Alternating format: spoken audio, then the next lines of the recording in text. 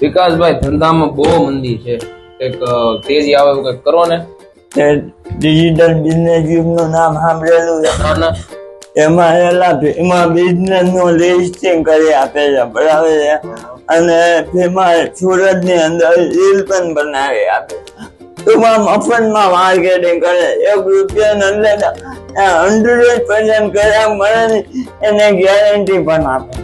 તમે જોડાણ તો કેવું લાગુ તને?